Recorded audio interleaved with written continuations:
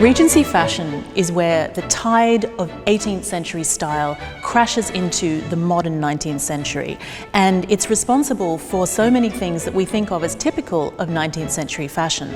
We're really familiar with this period from adaptations of the works of Jane Austen and shows such as Bridgerton. But what is the Regency? What is Regency fashion, and what makes it so distinctive? My name is Dr. Hilary Davidson, and I'm a fashion historian. I have an expertise in this period, and today I'm going to be using some of the amazing new acquisitions here at the NGV to talk about what makes Regency fashion so distinctive. We tend to use Regency as a description for the early 19th century period in Britain, and it's a great shorthand way of just summarising this period, especially in fashion. But technically, the Regency period itself was only 9 short years. In 1811, George, the Prince of Wales, became regent in place of his father, George III, who was incapacitated by illness. So he was ruling in place of the king. And when his father died in 1820, George, Prince of Wales, became George IV. So the Regency technically is 1811 to 1820. But Regency as a category is a really great way of talking about the fashions and styles of about 1795 to the early 1820s, what I like to think of as a long Regency. And so many of the distinctive items of clothing of this period come through in that time. This dress exemplifies how fashion has changed by about 1800, and it's got all the hallmarks of what we think of as archetypal or typical Regency dress. First of all, it's white and made of white cotton, which is really important, and I'm going to come back to that. But it has the high waistline that's underneath the bust. It has a soft, natural silhouette over the bust line, which contrasts with the stiff monobosom that you'll see in 18th century portraits. The sleeves are relatively slim and tight to the arm, which is typical of the period about 1800. And then the skirt is quite straight and looks like a column. Think about Grecian art and that kind of elongated, straight silhouette. There's a little bit of fullness at the back, but not enough to give a lot of puff. And the décolletage is quite low and straight. So we have here the hallmarks of what makes Regency fashion about 1800. But to return to the cotton, this is one of the most radical changes. For centuries, luxury fabrics had been made out of silk, and sometimes silk and wool blends. And what really characterizes one of the largest social and cultural changes of this period is that cotton can become a luxury good. The finest cottons in the form of muslin had been imported from Indian areas, especially Bengal, for centuries. And that's what this beautiful scarf is made out of, an Indian muslin embroidered in silver thread.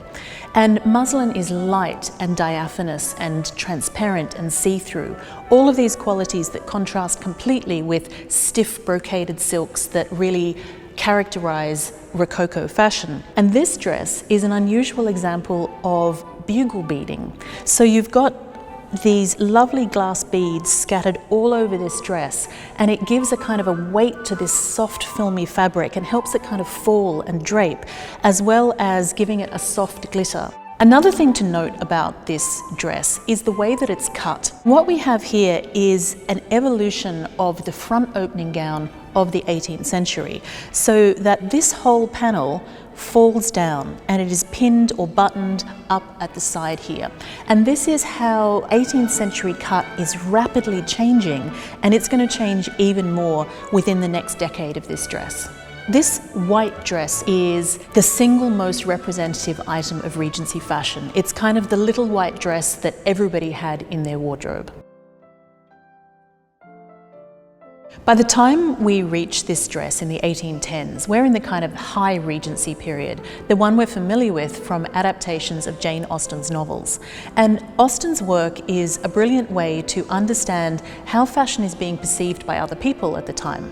Austen is an incredible social observer, and she really pulls out the nuances of middle-class life and social hierarchy. And dress reflects that. People had to make choices about their clothing from the fabric up. you couldn't go into a store and buy things ready-made. So for this wearer, they would have had to think about what they wanted the dress to do, pick the fabric, decide on all of the details of this, the belt, the open neckline, the long sleeves, and work it out with their dressmaker from the fabric outwards. And this means that everything about clothing told everyone else around you a lot about your social position, your taste, your income, because everyone was very, what scholars call, materially literate. They knew how to read fabric, and they would read all of the details in your outfit. Another element of this ensemble, which tells us something about the wearer, is the cap. And adult women were expected to wear caps indoors. They're also wearing them under the bonnet, which is so emblematic of this period. And as they got older, they almost always covered their heads with caps. So caps were a really great way to display fashion, to make and share with your friends as expressions of affection, and to show that you're adhering to standards of social respectability. They also kept your head warm, which is quite important in a period when there's no central heating. Something that we don't give enough emphasis to in this historical period is how fashion is transmitted by people looking at people. When you look at letters and other textual forms, what you see is that all of these details about is a V-neck fashionable? How long should sleeves be? How much fullness is in a skirt? It's often transmitted by people who go to fashion centres such as London or Bath and then write back home or come back home and tell other people about it. So fashion is transmitted through bodies in this period as the primary form of new stylistic interchange. And the images such as fashion plates really are kind of secondary to that. We are familiar with the bonnet from countless screen versions of this period, but again, we forget that this is kind of a new invention at the time. Soft hats have been around for a long time, and hats with large brims for the whole of human history, but putting a sort of a small enclosed brim on the front of a soft back is a new stylistic development in the Regency period. Bonnets with this long front were called poke bonnets because they would poke you in the eye. But bonnets, when you look at fashion magazines, they could have small brims, large brims, no brims at all. But they are one of the emblematic items of Regency fashion, along with the muslin dress and the shawl.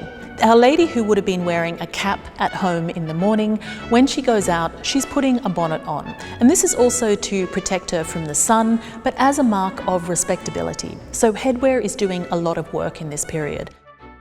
This is also a day dress, like the pink item previously, and this would have been worn in and about the house and to pay visits. It contrasts in its solidity with the beautiful glittering diaphanous quality of the muslin dress with bugle beads seen previously.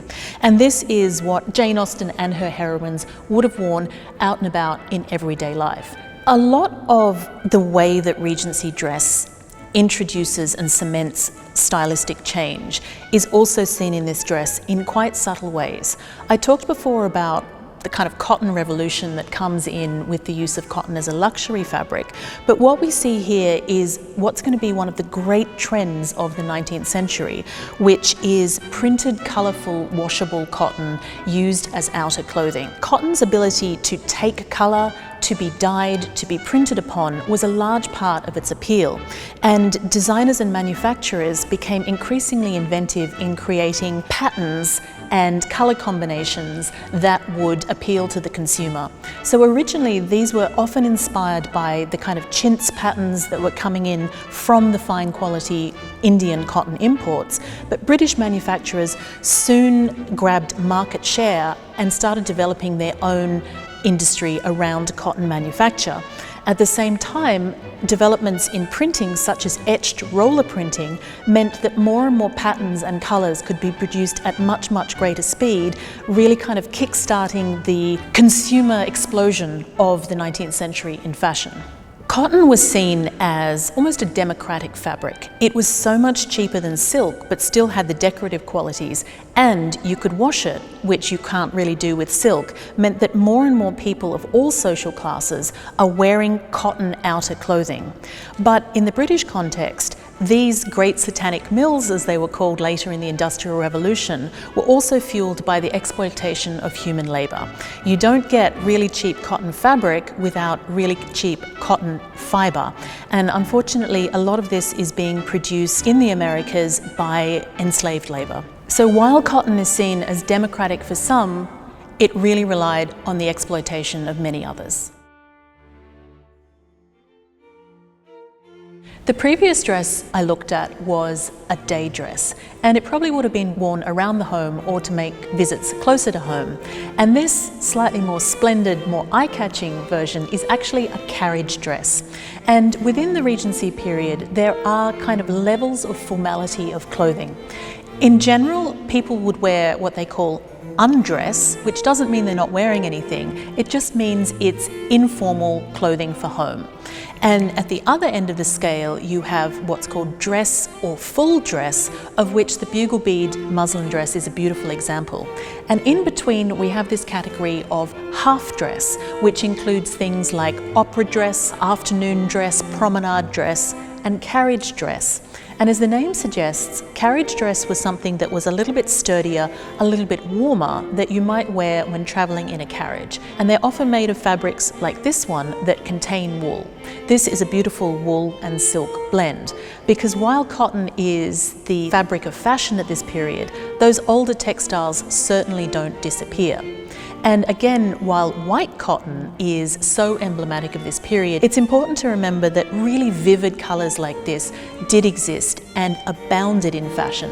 The plaid or tartan pattern of this carriage dress is also significant because it's referring to the rise of the concept of Scotland. During the early 19th century, the romantic or mythologized image of Scotland that we still have today started to be developed, especially through the work of Sir Walter Scott and a new appreciation of Scotland as a separate culture within Britain. So things like plaids and tartans became really popular in fashion. This romanticisation of the past is really key in this decade of the 1810s, and it's going to become one of the biggest influences in fashion for the next 2 or 3 decades. In this carriage dress, there are lots of elements that are typical of the 1810s as opposed to the 1800s or the 1790s that also tell us what is going to happen in fashion for the next 2 or 3 decades. Things like the satin trimming and the piping on the edges, the detail at the hem that's making it a little bit wider and a little bit heavier, the slow creep from this columnar silhouette to something that's slightly bell-shaped, the way the top of the sleeves are expanding a little bit more. And what's going to happen is the waistline that's been underneath the bust will slowly drop through the 1820s. The sleeves are going to get bigger and bigger and bigger, reaching their absolute peak in the 1830s. And this skirt, with its gentle triangle shape, is just going to keep expanding until it reaches the enormous widths of the mid-1850s that have to be supported by crinoline cages. So in this carriage dress is the seeds of 19th century fashion to at least the 1860s, carrying into Victoria's reign until we get the introduction of the bustle. So it's really setting the scene for the rest of the 19th century and has got rid of the last of the 18th century details. Although it was over 200 years ago now, the Regency period, especially in its fashion, is one that has a much stronger cultural relevance today than the short 2 or 3 decades it actually contained. Personally, I think one of the reasons Regency dress retains its appeal, even in the 21st century, is that it does respond to an idea of the natural body. We can kind of see our own selves in this clothing of the past. It's not that exaggerated or distorted, and it's also really easy to imitate if you want to have a Bridgerton-style picnic, for example. It's kind of a period where almost the clouds part into history, and we can start to see that people in the past were people just like us, and the Regency period makes that a little bit easier to experience the past on our bodies. It's not so different, but it still has that beautiful appeal of romantic nostalgia. I hope you've enjoyed this short look at the fascinating world of Regency dress. Thank you.